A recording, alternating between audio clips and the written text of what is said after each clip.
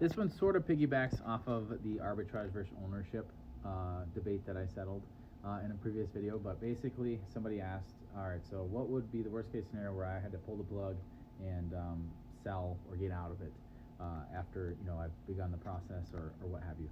So there's a few things to think about. So first of all, you own a real estate asset that in itself is not that hard to sell. Okay, especially if it's seen as a residential, like a single family home or like something someone could live in, right? So owning an office building like this that I work out of, this is commercial real estate, which is not as easy to sell. So I'm not going to sit here and say all real estate's easy to sell, and that's not necessarily true. Commercial real estate can be easy, it can be tricky, but an Airbnb property should be very easy to sell. So let's ask why you're selling, okay? So if it's already a functioning Airbnb that you have rental income coming in, you are actually going to be at an advantage to selling it, all right? Here's why. So let's say that you bought a cabin that somebody was living in prior to you buying it, or it was somebody's cabin that they didn't use much and decided it's time to move on, right? Or grandpa and grandma were living there and they passed away. So now when you turn that cabin into an Airbnb, it now becomes like a business, right? So it has income. So prior to you turning it into an Airbnb, it didn't have income.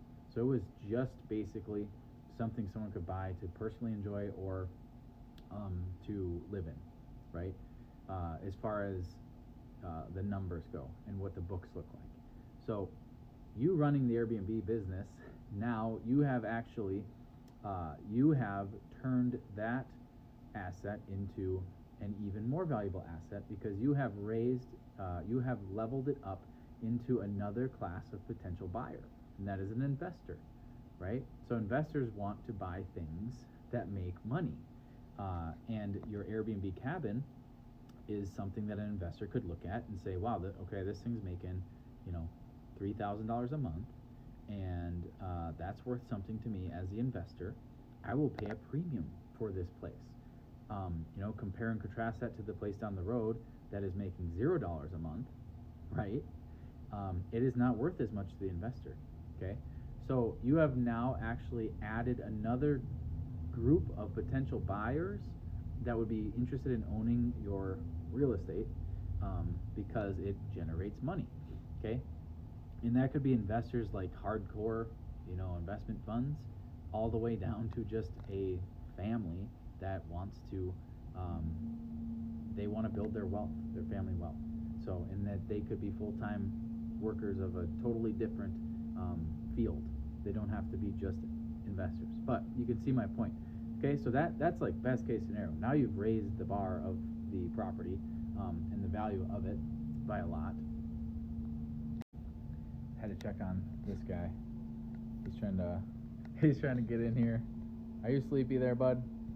So I have to scoot to the front of the chair here, but I'll finish this thought. So worst case scenario, it's still a property that somebody can live in or enjoy, and it's worth something still. Probably as much as you bought it for, hopefully more. Okay, so that's worst case scenario. Is if you can get it up and running on Airbnb, and let's say that you have it for a couple of years and it's generating money, and then something bad happens and you got to sell it. Well, guess what? You have now raised the value of it tremendously, and you've raised the amount of potential buyers, the pool of buyers as well, which supply and demand. You've raised the demand for your place, which is going to raise the value of it.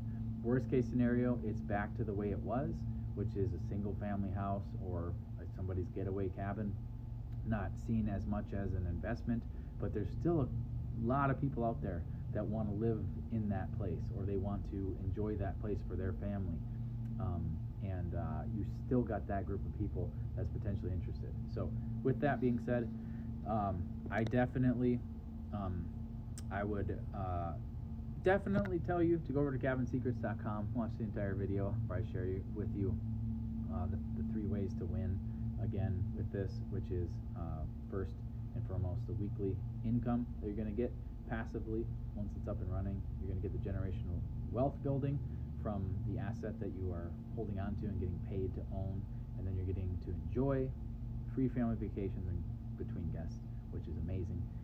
Doesn't get much better than that. But at the end of the day, you got to go over to cabinsecrets.com. You got to make a move on this. You can't keep waiting because other people are moving and moving on this in the way that they are investing their time, efforts, and energy into this type of thing by joining Cabin Secrets and going and following my system. So go over to cabinsecrets.com. We'll see you inside.